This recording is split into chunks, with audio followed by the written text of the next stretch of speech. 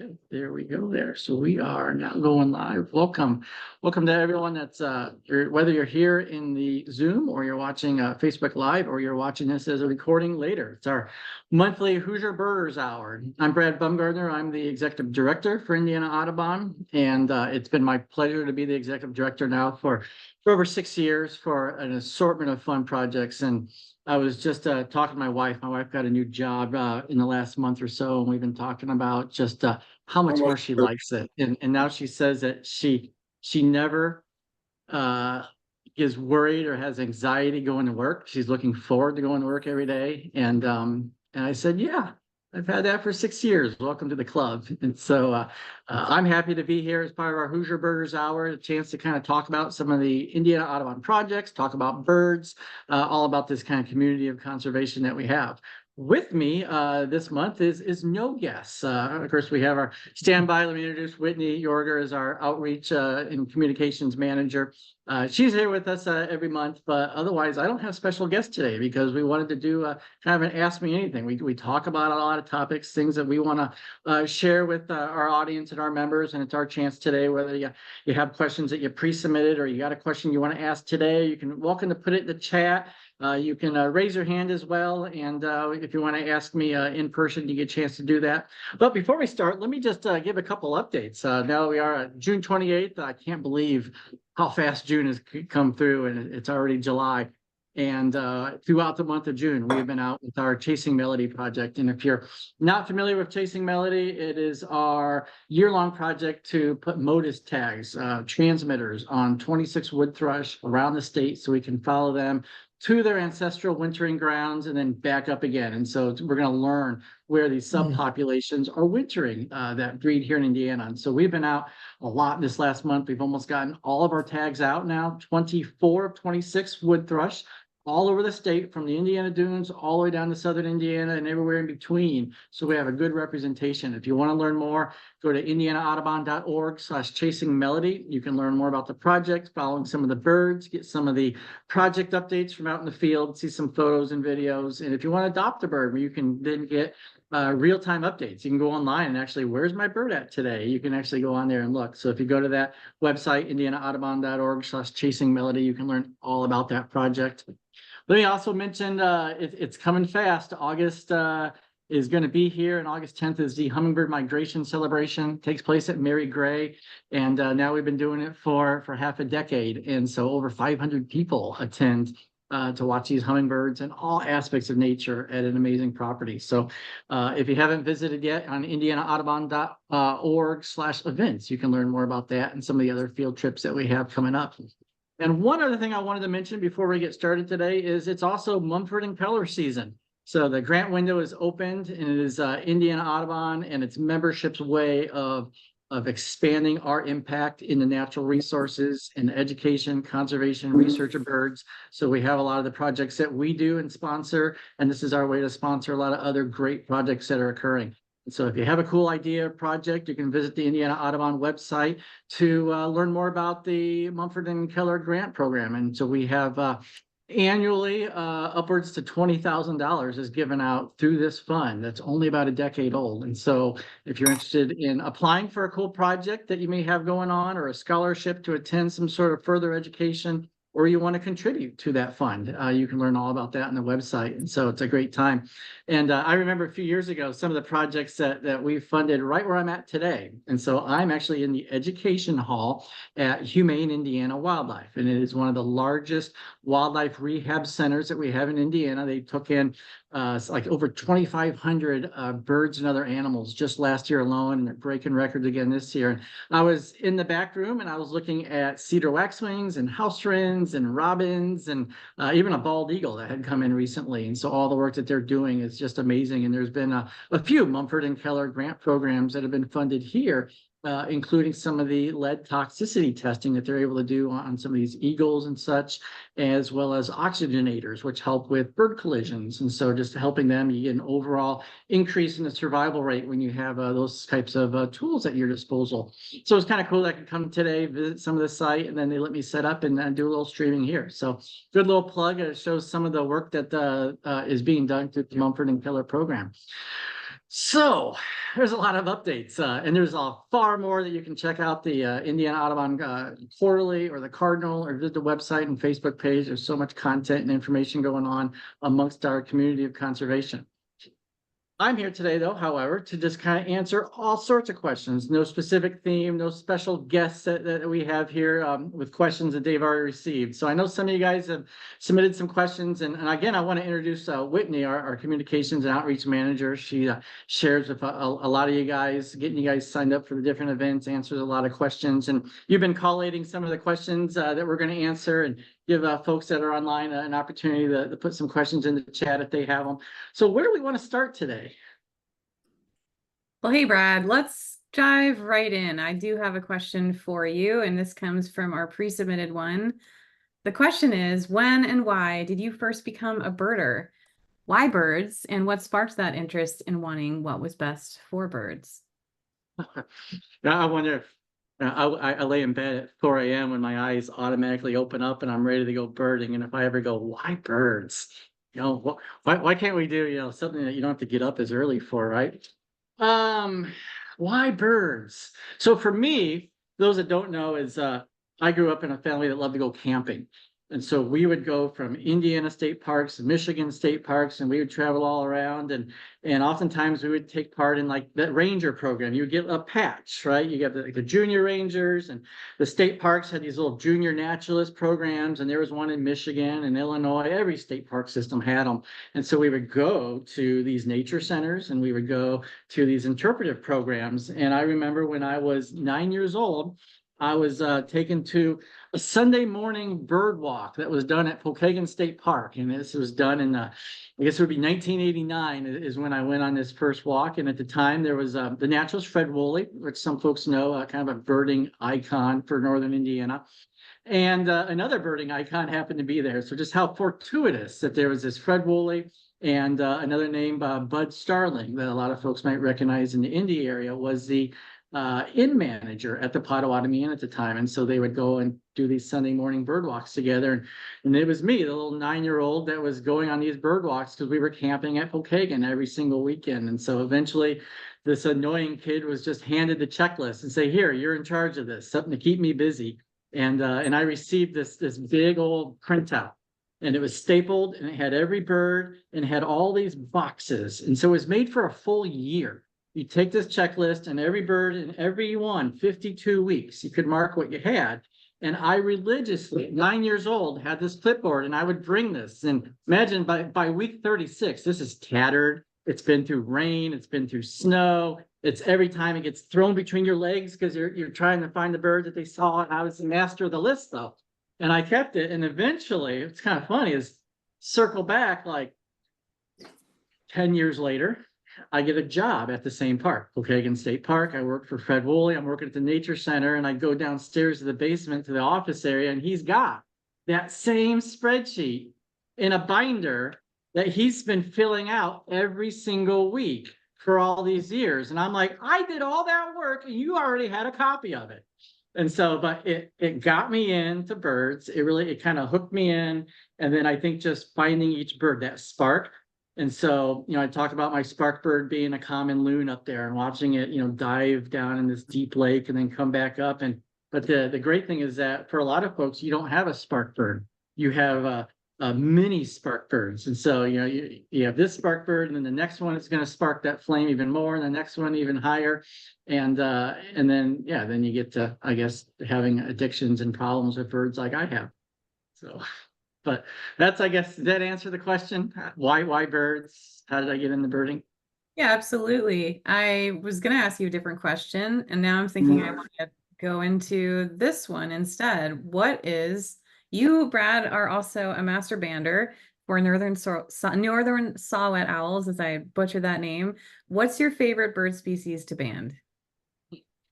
That's a great aspect, just to really kind of learn birds is to do bird banding or visit a bird banding station. And for folks that have done it, you see a bird in your hands. You can really see those details and you see those aspects that are not always even depicted in field guides. But a lot of the field guides, and there are traits and stuff that you can actually see better. You can see the red on a red-bellied woodpecker, or the actual orange crown on an orange crown warbler. So it was kind of a great opportunity that there were several bird banders. Some folks know, like John Schaust in Indianapolis, Ron Weiss, and Barney Dunning at Purdue. And so just by being able to kind of be in those orbits and atmospheres to kind of get experience to that bird banding, it really allowed me to understand these birds a little better, and some of their ID traits and sounds, and the traits that we measure in bird banding. And so I look at it as a really positive experience, and just the opportunity to band so many birds through the years and be a part of different projects. And I was reading a year ago, some of you guys may have read Scott Weidensall's book, A Year on the Wing. He captures the migration of birds. And if you've ever read the book, the first chapter, the prologue is he's in the bushes and the willows of Denali, and they're chasing great cheek thrushes, and a grizzly bear comes through, and they're all like, "Scout, run, duck!" And he gets down, and he just gets away with his life as this grizzly bear charges through. And I don't have those kind of banding stories or experiences, but I definitely think that if you haven't been to a Project Owlnet station, I think it's one of my favorite birds to band. We've now done, I think, 700 at the Indiana Dunes, and we've done lots at Mary Gray. And so there's opportunities to watch that. And a traditional songbird, they don't like being banded. It's an alien abduction, so to speak. But there's so much that we learn from when they fly in these nets. They're not hurt. They kind of drop in these little pockets, but the birds don't know that. So a lot of times they're kind of angry. They're kind of screaming at you, biting at you. So a lot of these songbirds can kind of be kind of a pain that they get the banding information on. But a saw-whet is everything's oversized, so they're easier to take out of the nets, and it's one of the most chill birds you'll ever meet. And a saw-whet owl is a bird that lives up in the Northwoods, so they don't see a lot of man, so they really don't have a developed fear of us. And so sure, if you try to grab it, it's going to fly away. But these birds will just kind of lay there with you, and they let you kind of take the measurements, and they're really chill. And then a lot of times, just to kind of see the levels of stress, how low they are on this experience, is we can literally take an owl when we're done and kind of put it right there, and many times it'll stay there for 4 or 5 minutes at a time, just kind of looking around and kind of getting its wits back, and then it'll silently fly off. And so I think of all the banding projects that I've been associated with, saw-whet owls still remain as one of my favorites to band. Peregrines are a lot of fun. They get a second place. They're a terror in the hand to do a baby falcon. They're screaming at you, and they're definitely saying die, die, die. They don't understand the research project and the process that we're doing, but they're always a lot of fun when we do those. But saw-whet owls will always remain my favorite, I think. That's right. You also banned peregrine falcons, so I neglected to mention that. The next question we have, and I'm going to ask you, so switching over, where is a good place to find specifically black-billed cuckoo?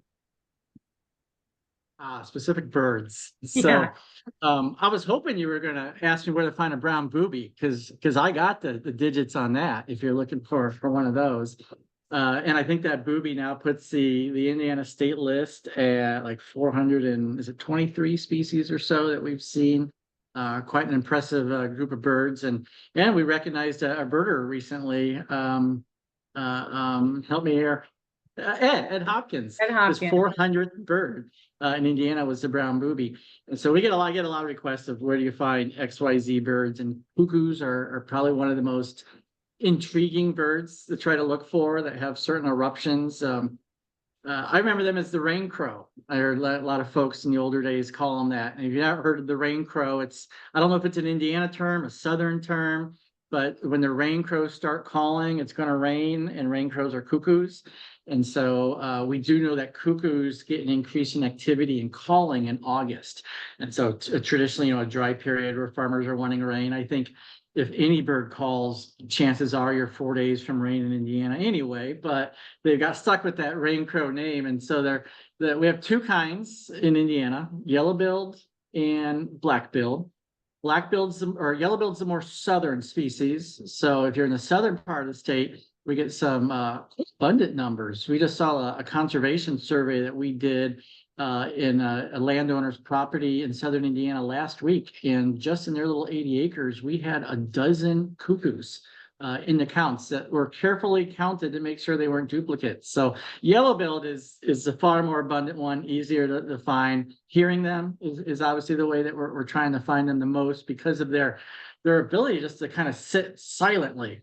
And they remind me, like when I travel down like Costa Rica, like the motmots, so they just kind of sit there perfectly still with their long tail. And so I kind of think of it as like Hoosier motmots when I think of cuckoos. And so the black-billed, now that's the more northern one. And so they come through in migration. So for folks that are looking for them, May is probably your best time when they're coming through. They don't get in until mid-May.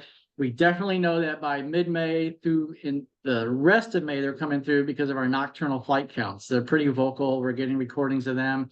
But once you get to June, their nesting kind of thins out. So the big bulk of their range is going to be nesting in like the UP, northern Wisconsin, and Canada. But then there's smaller numbers that nest through Indiana. And basically, you're going to start from northern Indiana as you head south, the numbers decrease. And so by the time you get to Indianapolis, you have kind of very few nesting records for black-billed. So if you want to see a black-billed, it's June, it's July, it's August. We know they're going to be vocal again. I would go to northern Indiana. I go to the Indiana Dunes. I would go to Willow Slough, a lot of northwest Indiana sites. So Willow Slough, Kankakee Sands, because they like deciduous woods with thick understory.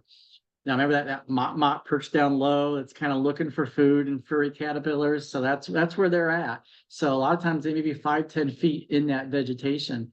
And so that's where I'll be looking. So go to eBird, go to those recent maps, look up June, July, sorted the last 10 years, and you'll probably see northern Indiana sites are probably going to be where to go. And if you have sites that have seen them in the past, just like that robin in your yard, he's territorial. He comes back. It's the same robin every year. A lot of times it's the same cuckoo. And I know a site that I can go to up in the dunes every year. It's Beverly Shores, West End, Kimmel Road. There's a black-billed cuckoo in that parking lot every year. And I bet you it's the same one that's making this journey down to the tropics and back each year. So that's where I would go if I want to find a black-billed cuckoo. But cuckoos all over are just kind of cool to seek out and find, because a lot of them are just kind of happenstance. I don't think it's like Cooper's hawks. You don't go looking for a Cooper's hawk, but then you see one. But the minute you look for one, you can never find it.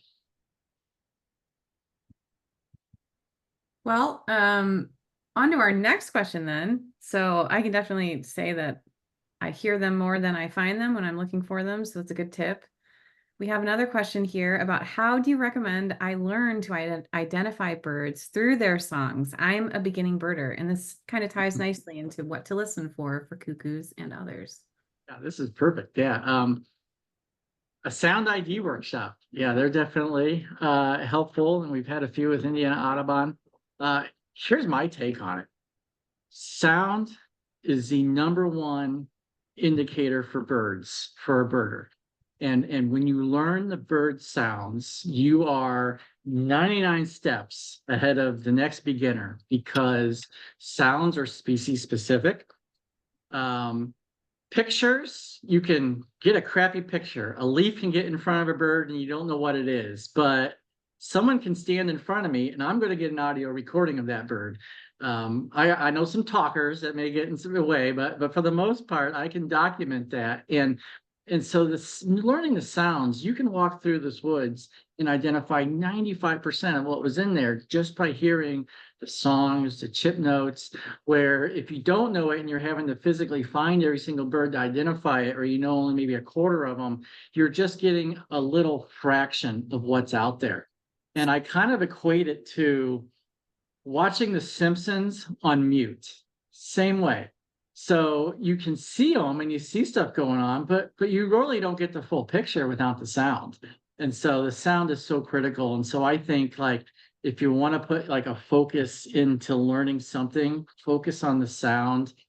Now, I did it the old way, as we had the cassette decks and the CD players that just had the Eastern titmouse and so you just listen to them, and that works. Repetition. The best way is to do it out in the field. Get out there, and now we have the best, most revolutionizing tool out there, Merlin. And so, I feel like I had to do it the old school way, guys. I had to listen to them, and I had to make my own mnemonic, and then I had to put it together and find it. Now Merlin, I hear those say, "Oh, it's just cheating," but I've learned from new birders that like, oh, I look at it, I look what's on there, and then I listen to that sound. And now I make it my goal to hear it and find it. And so they're able to use that, and that becomes their tool to learning the bird sounds. And so I think, definitely using Merlin as a tool. Don't become reliant on it. I think, you really want to be able to learn those bird sounds, because once you've done that, you're like oh, I almost equate it to birding zen. Is you can be out there in the woods and every little, that's a song sparrow, that's a white-throated sparrow, everything that's out there, like it all connects with you, and then you become connected to what they're doing. You have an awareness of nature. And so I think so much of it is so important by just that bird sound. And so even today, I got a little recorder that's out at a local park where I can't be today. And I've learned that I can just do little recordings, and then I plug it right into my phone and I import it right to Merlin. And then Merlin identifies what was out there in the park that I'm not at today. And that's just really simple citizen science that just basic me is doing with an iPhone, plugging into Merlin with the free resources that we have. And so maybe I'll find something rare in a local park. I won't see it, but I'm helping to document that and add science to eBird. And that all comes from learning bird sounds. So I could talk for hours about the importance of bird sounds and how to do it. Well, you were talking about bird sound, and we have a project called Chasing Melody, which it talks about chasing melody. It's about wood thrushes, and we want to hear their sound throughout the Hoosier forest for generations to come. Someone had a question about that and asked it two parts. So one, would you expect this program to continue to 2025? And then number two, what other monitoring / surveys or bandings projects other than owl banding will we be leading or doing in 2024 and into 2025? Yeah, as Chasing Melody is a great resource. I want to hear that sound through 2025 and the 2025. And so that it's amazing too, as I've been really focusing more on wood thrush this year, realizing all like the little woodlots that I am hearing them in, that sometimes I don't always realize that they are there in the Indiana forest. They're an important part for our state. And so what we've done now is, as I mentioned, 24 or 26 tags are on birds. So these are little tiny, about not even the weight of a dime, and it's got a little tiny antenna on it, and it fits like a little backpack on them. And this little transmitter goes beep every like 30 seconds. And if there's a tower within 15 miles, it'll intercept that little ping, and we'll get to see where these birds are going. So we're going to get some potentially amazing data from 25 birds as they exodus Indiana and head down to Guatemala, Costa Rica, and their wintering grounds.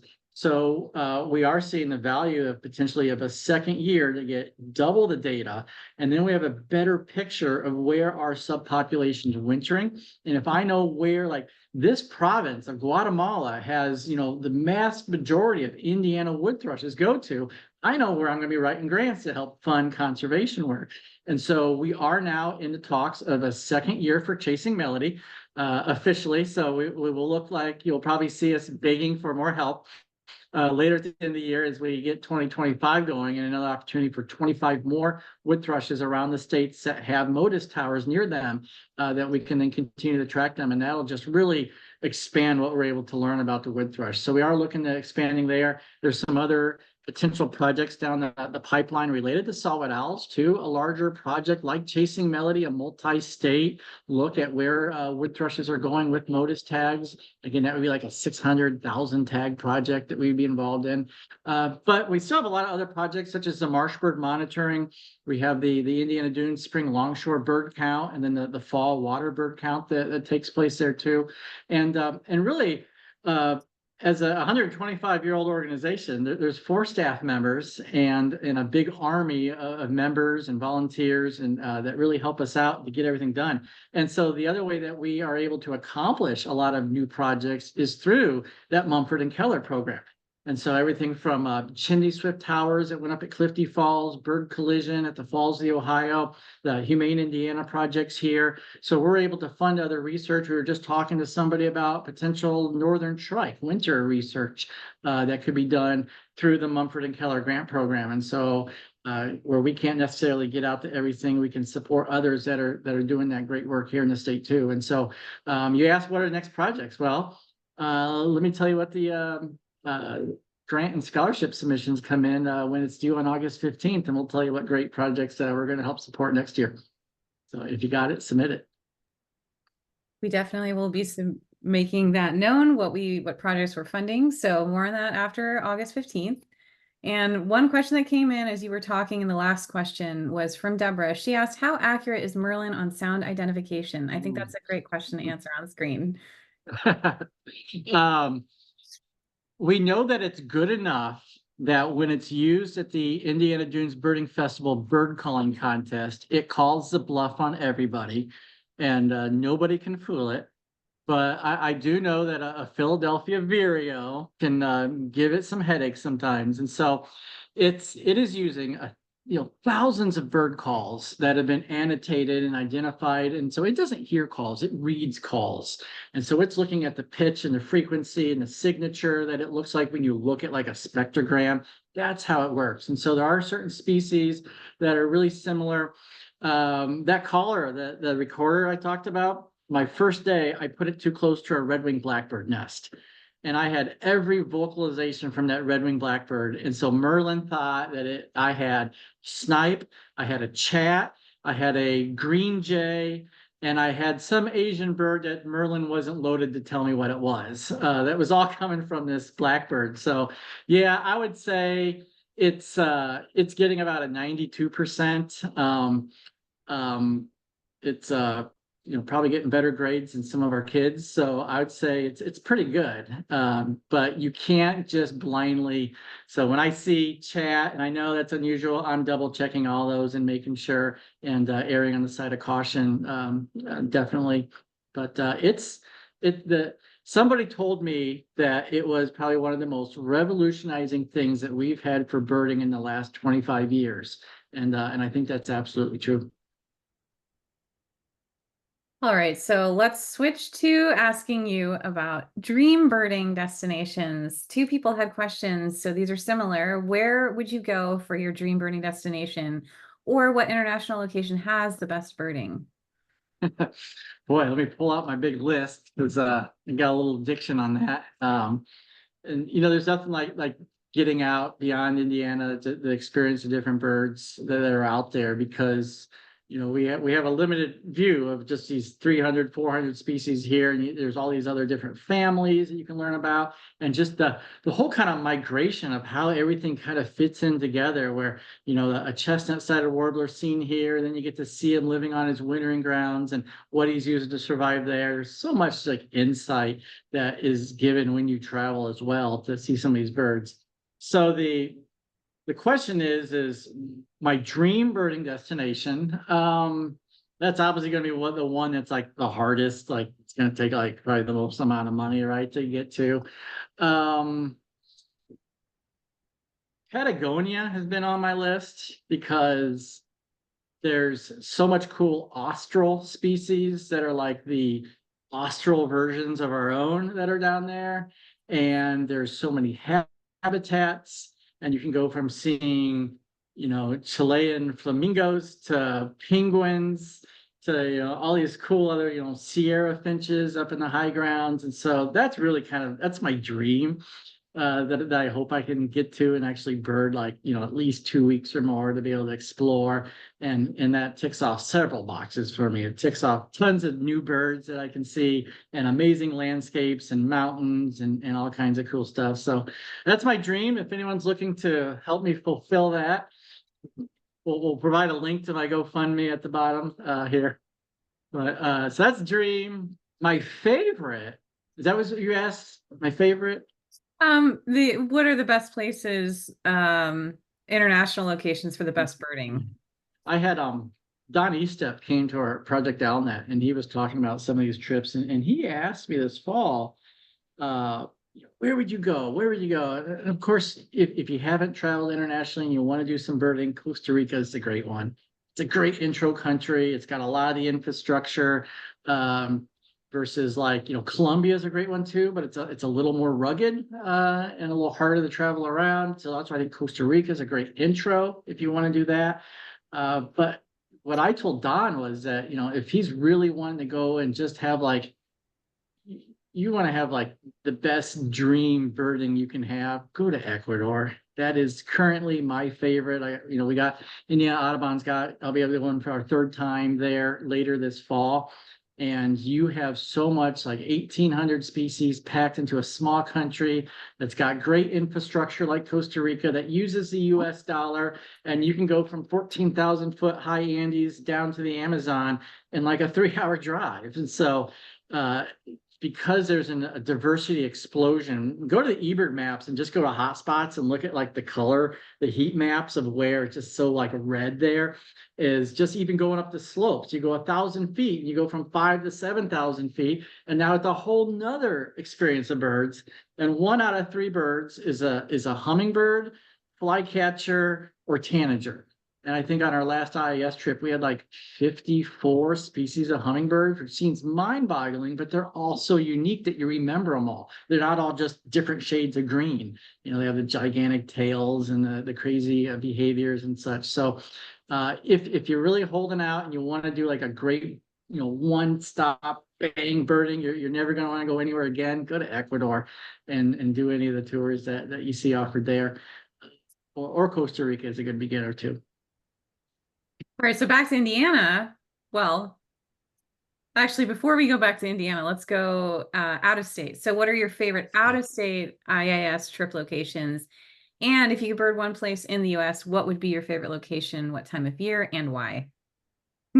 So you gave a provision there, IAS trip location that we've gone to out of state. We've got some great ones. Arizona is popular, Texas is popular, Florida is popular. And they probably get more species in my favorite. I have a love for the Black Hills and Badlands. And the reason I love that is because you don't have to go that far. So even if you're road tripping it, you get to Sioux Falls, it's like 4 hours to Badlands in. And so you can easily drive there, you can fly into Rapid City, and it is a great taste of Western birds without having to go technically to the West. It's the easternmost outpost for American Dipper. It's one of the easternmost sites for Virginia's warbler, and you have like Lewis's woodpecker and all these amazing Western birds like nutcrackers and Canada jays and crossbills and really some cool stuff that's out there that you can get. That we've done a few IES trips, and we actually have if you're interested, hold out because we have a 2025 Indiana Audubon Badland and Black Hills trip coming back that will actually get posted here pretty soon. And that's about a week-long trip in about 6 days. You get everything. You get all these really cool Western birds. You go up to the grasslands. You get out to some of the little potholes where you have like American avocets and Clark's grebes. And so there's so much you can get without like having to go all the way out west. And so that's my favorite. But you did say US, so technically Puerto Rico counts, and that's like a whole nother category because it's like birding Costa Rica, but not because you don't need a passport. And there's all new species there. We have a trip going there in February with Amy Kearns and banana quits and toadies and yeah, so many cool birds there too. That's my problem. I can't pick one. But all right, well then back to Indiana. So we are going to land in Indiana for the Indiana Birding Trail. What are your top 3 spots? I have that. I have one of those. If you don't have one, it's worth having. The Birding Trail Guide. So you can go to the website, the content's there, but it's great to have in your car, just have that printed guide on there. And you asked my favorite spots. The couple of years after it came out, they actually asked everybody, and we had it's hard to see, but the Hoosier Choice Awards, and everybody voted on their favorite ones there. And so, I think the best, the top 3 come to mind for me: Indiana Dunes, Eagle Creek, Goose Pond. Those are like the big 3. You hit north, central, south. That's where a lot of folks go. Obviously, the Indiana Dunes Birding Festival. You got lots of great birding opportunities, a lot of birders at Eagle Creek, and then everything. Some folks, new birders, may not even remember when Goose Pond didn't exist, and it was a brand new property. And as they were bringing units online, just to see how amazing that was. So those are, by far probably, if someone asked me the top three. What I think is interesting is if you take out those three and that Hoosier's Choice, the top 10 sites that we have, there are hidden gems that I think belong in that Hoosier's Choice, so that you should visit if you haven't. And the three that are on there, I was just kind of looking down that list on page one, where they're all kind of listed there. Pine Hills Nature Reserve, make that one. Pine Hills is next to Shade State Park. Well, it's in Shade State Park. It's one of the oldest nature reserves in the Division of Nature Reserves. So you're probably familiar with Turkey Run, not as familiar with Shades, but if you go to Shades, there's a great trail, and it goes down in these canyons, and you got a long staircase, and you're down, the trail's actually in the streams, and you see these really cool honeycomb patterns. So like, just in the natural features, it's a really cool, beautiful nature reserve to hike. But it's an outpost for birds too. And so here, well north of the traditional breeding ranges, you have worm-eating warblers that are found in those canyons. It is one of two spots in the state that you can find nesting Blackburnian warblers. And here's more of a northern relic that likes pines and hemlock trees. And those hemlocks that we find down in Shades and Pine Hills, some of our Blackburnians into thinking they're in Canada. So they will nest there. They nest up in Indiana Dunes and some pine habitat too. In fact, we were just listening to one, I think, on Territory during the Bird Fest out in Furnaceville that we should double check on. So Pine Hills is one of our gems that I would say add to your list. The second gem, Winghaven. And Winghaven is also a dedicated nature reserve as part of Acres Land Trust, far up in northeast Indiana. And so it's in Steuben County outside of Pokagon. It's part of a network of both DNR and private properties that form this collective natural area. You have Pokagon, you have Trine, Marsh Lake, and then this Winghaven is 270 acres, beautiful ravines. And Winghaven's claim to fame is it is the site of the very first re-nesting for sandhill cranes in Indiana in the 1980s. And the very first pair that picked a little wetland was right there in the Seven Sisters Lakes at Winghaven.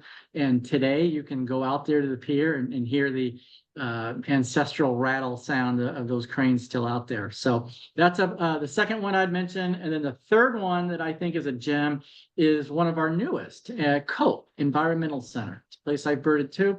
And they have that new great facility there. Then if you go back there, there's a series of trails through both grasslands, some wetlands, and some wooded trails. And so collectively, there's a nice growing list of birds. And the site is also going to be kind of get extra thumbs up in my book if you have kind of educational programs and you're teaching folks about birds too. And that's something that COPE has as well. So those are my three hidden gems beyond the obvious popular ones that are probably the most popular on the site that I would go check out. All right, so what are your favorite fall birding spots in the Indiana Dunes area, and why are those your favorite, your old stomping grounds? Yeah. We had pitched the Dunes Birding Festival 10 years ago to some folks, and many folks know Ken Brock, and I said, "Hey Ken, we're gonna do a birding festival," and he supported it. Great idea. He wanted to see a birding festival. He said, "You know what you really need? You need a fall birding festival," because he said, the fall birding is just as fascinating. There's so many cool things that go on. It doesn't have the boom and flash and of all the the warblers in the spring. It's a more drawn out migration. There's kind of unique events that occur at different months. So I think collectively fall is just exciting for me. But it's really tailored to looking for where the birds are. You have to target them. This is where you learn the bird behavior so much by being out in the field. And so warblers they're quiet, they're chipping, they're in banded flocks that are moving around in search of food. So you can be in a September woods and it's dead as a doornail. And then you walk 100 yards and you found the 30 birds, the entire flock. And so my secret to fall birding is follow the chickadees. Find the chickadees there, the local insect eating experts, and the warblers will just gravitate to them. And they will just follow the chickadee flock through the woods. So I'm often looking for chickadees. And I'm going in the back dunes a lot of times. So in the spring, everything's singing. You can be deep in trail 2 and you hear the songs up in the trees. You can't see them in those deep areas. So you bird edges more in the fall. So you have better viewing of those birds. You're listening for the chip notes and the chickadees. So I'm in parking lots a lot. I'm at the Wilson shelter birding the lot. I'm walking the road down and I'm checking out the Tremont shelter, but I've never done like, I'm not deep on trail 2, or I'm not going to get to see them. Beverly Shores, same situation. You got a lot of roadside edges. And then it's not, I can't mention the fall without just talking about Miller Beach. And that's like the premier, like hardcore birding. It's a stationary. If you've never been there, it's the southern tip of Lake Michigan. You cannot get any more south. It goes north in any other direction. So it's a gravitation point for birds. And it's why it's such an amazing birding site, because these birds come in and a lot of them are wanting to stay over the water. They're not ready to migrate south. So they come past Miller Beach, realize they're going north, turn around, and they come past again. And so they will kind of hang out on that southern tip. And so by doing that on a north wind, they get pushed closer to the shoreline. If you're in Chicago, a Jaeger is 10 miles out coming down the north wind. When he gets to Miller Beach, he's a quarter mile out, just right in front of you. And so that's a great area to be able to set up and watch for this amazing migration. There are counters in the fall. So if you have a north wind, just go. There is going to be birders there that'll help you identify some of the birds. They have all the different equipment. They'll help you look through their scope if it's something on the water. And so just by going there, we have experts that are counting birds as part of this Indiana Audubon water bird project. And it is one of the most interesting fall sites to see, is that migration. But you need a north wind. Don't come on a south wind when it's warm in September and October. That's when you can see the Jaegers and the little gulls and shorebirds earlier that are coming down that lakefront. And so that's probably one of the most interesting things to see, in addition to just strategizing on how to find some of these fall birds that are in the woodlands. All right, so Did I mention owls? Fall birding, the visitor center in October at night, just go there. You can see, the owl banding program. So yeah, so much to mention. Yeah, we'll definitely have those added to the calendar pretty soon here, so you can get those dates and come on up to the Dunes Visitor Center or down at Mary Gray Bird Sanctuary. We do it there too. All right, a question for you. You just spent all morning birding at your favorite Indiana birding trail spot. Where are you stopping for lunch? Where are you stopping for lunch? I guess so for me, the birders lunch is, you want to be in and out quick. You want, like, it reminds me of like where the old blue collar lunch sites were. You can go in, you can get a cheap lunch really quick. They're going to have it to you. You can eat and you can be back out on the trail. So if I look at those 3 best birding sites, the favorites, the dunes, if I'm in Indiana Dunes, here's my secret: George's Europe's. And George's gives you that blue collar lunch. He's got sandwiches, hot dogs, things that will be ready really quick. You can either take on the road or eat there and then be back out really quick. It's kind of like going to like a Subway kind of quick type thing. And so George's Euros, that's in Chesterton, is where I would probably go. When I've been in Eagle Creek, I know there's some restaurants outside. The only one I've actually been to was at Puerto Vallarta. There was a Mexican place. And so my wife and I, we kind of built our other part of our life around tacos. So I always pick out a Mexican place if I can. So that's where I go there. If you're down at Goose Pond, you are, I would visit, well, no, you're SOL. There is not much in Linton. I would, I've tried the China buffet. I don't know if I would recommend it. Pack a lunch if you're going to Goose Pond is probably the best way. Eat out in the field. We even tried to order a Subway once and it got rerouted to Jasonville. And so you don't want to do that. One more I'll mention, though, that we've had Mary Gray Bird Sanctuary. If you just go around the block, it's really close. You don't have to go to Connorsville. There's a little town called Knolltown, Null town. And there is this little Knolltown country kitchen. And it's everything from like you get your like fried bologna sandwich to spaghetti to salads, lots of stuff in this cafe. And so a lot of times when we've been out in the field at Mary Gray, we just drive just a couple minutes down the road and we go eat at the Knolltown Country Kitchen.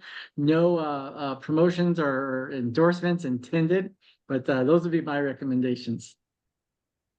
All right, so let's take a look here. We're going to switch quickly because we mentioned the Indiana Dunes Birding Festival, and then someone had a question asking, has the Dunes Birding Festival gotten too big? And they were questioning about the parking situation at the visitor center. So it's a wonderful problem for us to have, and I think, Brad, that's definitely a question we can answer. Yeah, that's a serious question there. And if you're here and you've been to the Bird Fest, you'll raise your hand because then as you do that, look at you're part of the problem. Now realize that. But yeah, we have over 750 registered with the free events, the marketplace, Youth and Family Day, where well over 1,100 folks attend. So we do know there is it's a certain window. It's from about 11 to 2 at the visitor center. When trips get done, they converge back again. You got lunch, you got the marketplace, and so we've recognized even for the visitor center this year, they said this was the busiest we've ever seen it. And so it was packed, people were parking all over the place. So we definitely recognize that. And we have seen growing pains through the years, and we've had to address different ones each year on how we're going to grow and keep this capacity. But we also don't want to ruin and diminish the experience. It's a quality birding experience. So if you go to other places in other states, it's really packed and you're crowded, you're elbow to elbow. We have the advantage of 15,000 acres of national and state park. One of the only birding festivals in a national park. So it's a finite area though that we are dealing with that. And I think you're going to see is some other staging areas for field trips, perhaps van trips that meet whether across the street or maybe at the Bailey homestead, where they'll be able to set up. You'll be able to still get some coffee in the morning and a bathroom and be able to park your car there to kind of alleviate some of the parking problems. The other option we may see is shuttles. I know folks don't like to always take shuttles. There's like an umbilical cord to your car, but that may be then the other option, just to try to get less cars in that lot. Because then we also don't want the risk is people are kind of moving, trying to get to their car. We might have an accident too. And so we don't want to create an unsafe situation and create a great quality birding experience. So I think we can continue to grow. We've been growing 5 or 10% a year, but I think this is definitely an issue that we've recognized and been working with the national park to address for next year. All right, so I'm going to do 2 questions here, and then we can go into a rapid fire since we're almost down. So what do you think is the biggest issue in Indiana bird conservation right now? And then second part to that question, what Indiana bird would you like to see more research on? Good question. For me, I find one of the most fascinating aspects for birds is migration and everything of migration, from the start to the finish, to what causes migration, to the threats they face in migration. And I think the threats faced in migrations are one of the biggest issues we have. And so it's collisions that we see oftentimes. So you can see if you belong to some of these groups that are helping out with Bird Safe India and they're picking up some of these birds, birds face a myriad of issues from start to finish getting here. I think the second issue that we can look back here in Indiana that we can actually address more specifically is cats. And it's an unpopular one to talk about, but we know the data is there. It's the #1 source from, the cats that are out there, not cats that are inside. There's 2 that are running around in this humane center that are catching mice for everyone. Cats. And then the other one is one that we have to figure out how to solve, and that's conservation of birds on their wintering grounds. We have done great work in Indiana. Now we got some wetland problems, but the habitat has been saved. It's increasing. In the last 30 years, we got great success stories of breeding habitat here in the state. We don't have major risks for thousands of acres that are going to be deforested. Where that risk is happening is on the wintering grounds. So certain species, I think of Connecticut warbler, where up on the breeding ground, they can't figure out. We've done so much work. We have all this bog habitat. Where are the birds? It's not the breeding habitat. It's on the wintering grounds that we're losing them. And so by knowing where they're wintering, like we're doing with the wood thrush, that'll help us focus that conservation effort to restore them and to help habitat in that wintering ground. Because by doing that is what's going to help us when they come back up here in the spring. So those are the 3 I can think of: migration issues, wintering ground habitat, and in cats. Not your cat, Deborah. Yeah. That second question, Brad, was what bird in Indiana would you like to see research done on that we haven't? So pull up Indiana DNR's endangered and threatened, not threatened anymore, endangered and special concern list. And that is probably what I'm choosing from. We also know the birds that are probably high priority that nest the highest percentage in Indiana, like field sparrow, Henslow sparrows, wood thrush. But I really think of nightjars a lot. Whippoorwills and nighthawks both are declining at one of the highest numbers. for a myriad of reasons that we're losing really quick. And so we need some sort of more data on those. There's been some different nightjar surveys over the years. So those are probably the big ones. Was there another one I was thinking of? Oh, just because it's one of the highest percentage, like 5% of the world's populations of Henslow's sparrow nest in Indiana. And it is one of our, special concern or endangered species with grassland habitat. So I think more work that we can do with Henslow's, learning about them specifically, probably on the breeding grounds, and just supporting DNR programs, conservation programs, CRP programs that are encouraging landowners to turn that land over to grassland for these birds. All right, so rapid fire. I have a few Okay. questions here that we think we could No wrap up toughies quickly. in rapid fire. Okay, where are my hummingbirds? I haven't seen many yet this Where are year. my hummingbirds? They're here. Hummingbirds always, you see the first one in May, then you get excited for the big numbers that you're used to later in the summer when you have like 10 at your feeders because they're swarming. That occurs after 2 broods. So the hummingbirds have to get their first brood in, which is just now finishing. So like a lot of these hummingbirds didn't start nesting until, mid-May. So you got about, 4 to 6 weeks there for the first brood to come out. So they're just now starting a second brood. And then once that happens, then, 2 hummingbirds has turned into 10.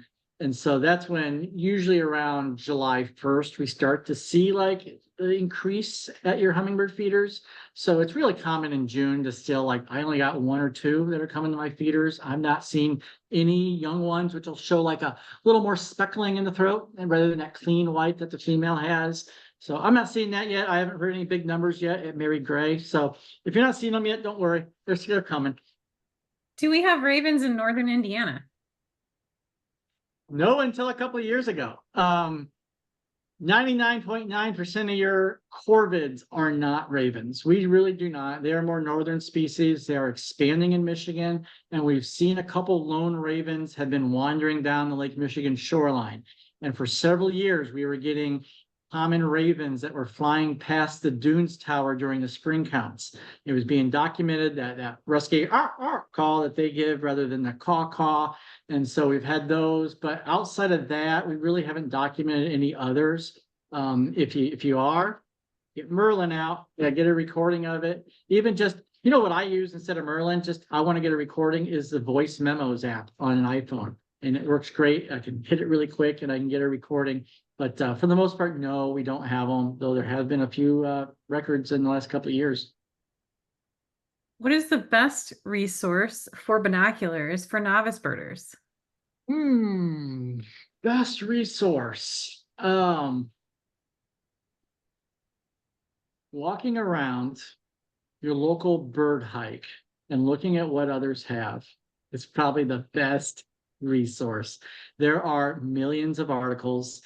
I can write another article that would look just like the Audubon article, that would look like the Birdwatchers Digest article. So there are a lot of information on what to get. It can be confusing because they all show a lot of models right off the bat. Vortex, Kawa, Zeiss, those are all great models that you can find in your price point.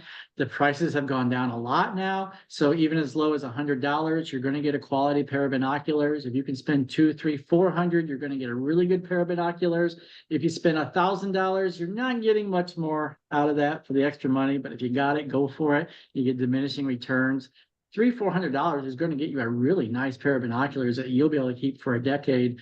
There are a lot of guides that are going to show how to use it. The other thing that I'll mention is your numbers. And so now that you're looking at your brands, the magic number is take your magnification, the first number, say it's 7, 8, 9, 10, take it times 5, and that is your magic ratio. And so if you have like 8 times 5, 8 by 40, 10 by 50s. And so that's what you want, because the magnification, as you increase magnification, you lose your depth of field and you lose your lighting. And so you have to increase the size of the binocular to compensate for that. And so here's what I see. If someone comes to a bird hike and they have this Nikon 10 by 25 little tiny thing that they keep in their purse or in their car, and it's like really dinky. So your high power really small objective lens. And so you have like no light, no field of view. You can't find the bird. And so you're doing this, you're trying to find the bird. And so if you have one of those, the best recommendation, even like don't give it to a young bird or take it to like find a dumpster and put those binoculars in there and get another pair. Because how many people don't become birders or get frustrated and don't because they get a pair like this? It's just not made for birding. So you need that right ratio. So you need like 7x35s, 8x40s, 10x50s. That's the kind of magnifications you want on a good pair of binoculars. And again, find those right brands that we mentioned. You can find a lot of guides that'll kind of give you some other tips on what to look for in some of the different optics and how the technology's increased.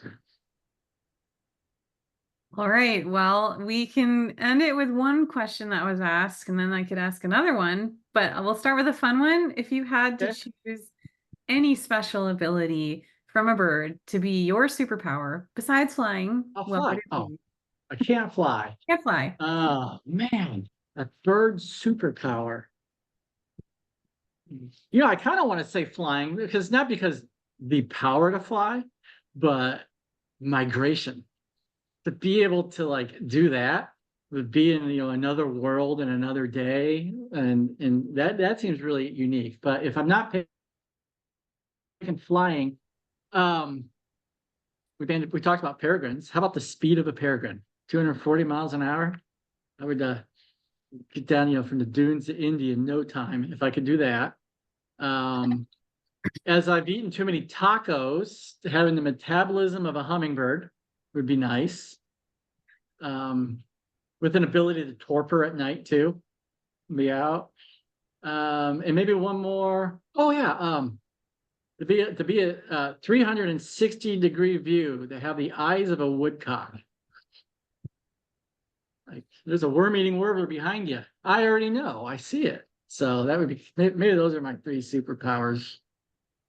That's Zip cheating, around, Brad. It was just see one. everything.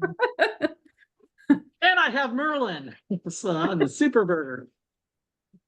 All right. Well, is Oh, there good question. one thing? Does anyone have any other question? We can take one last question from Brad from the group here. Then we'll wrap up. If not, I'm just going to ask about the state bird. State bird. What's the question on the state bird? I know our state bird. Yeah. What is our state bird? Our state bird is the northern cardinal. So would you keep that, or would you, if there were a better bird, would you have a preference for a different You're one? asking if I would get rid of the cardinal and risk the onslaught of emails and contact us forms chiding me for getting rid of our poor cardinal that we love so much. Yes, I would. No. I've struggled with it because it's our bird. It's the Indiana Audubon logo bird. It's represented us for 126 years now. But we share it with 6 other states, so it's not necessarily representative of Indiana. And so I've often thought two birds would be a better replacement. Sandhill cranes, because they, the largest group of migrating birds east of the Mississippi stages, right here in Jasper, Pulaski. And then we also talked about, endangered birds that are represented in the state. So like Henslow's sparrow, I think would be a great representation for how much they represent Indiana and the grasslands and the conservation efforts.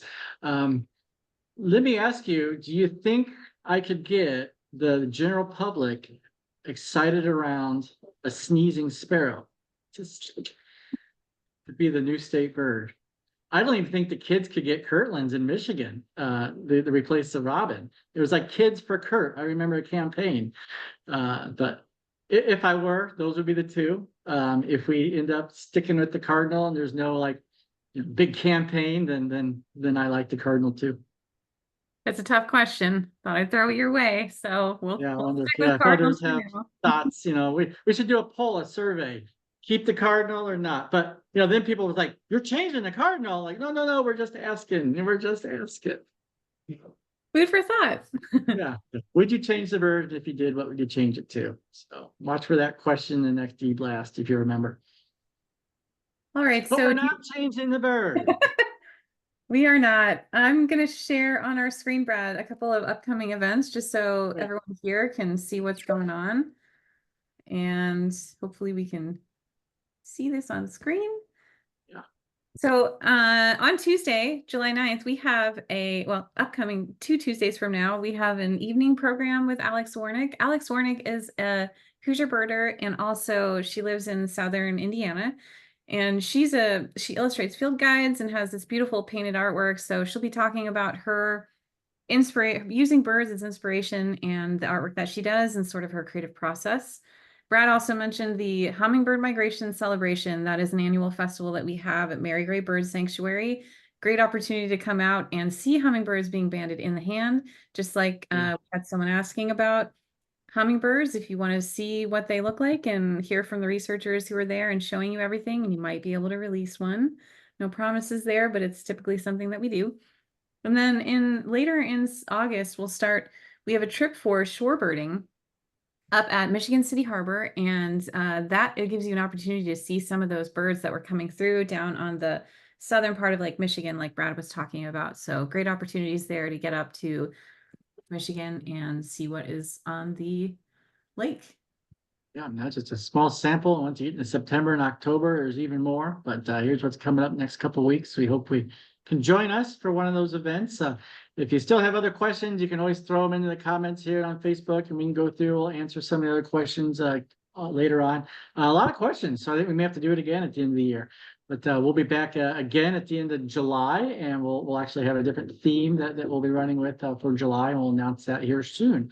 Otherwise, thanks for joining, everybody. I'm glad to be out here every month and kind of connecting and talking to you guys and hearing some of the things and stories that you guys are going through. So we'll see everybody next month. Thanks. Bye, Great. everyone. Y'all, thank you. Happy birding. Birding. Get that trail guide out. Find a new site.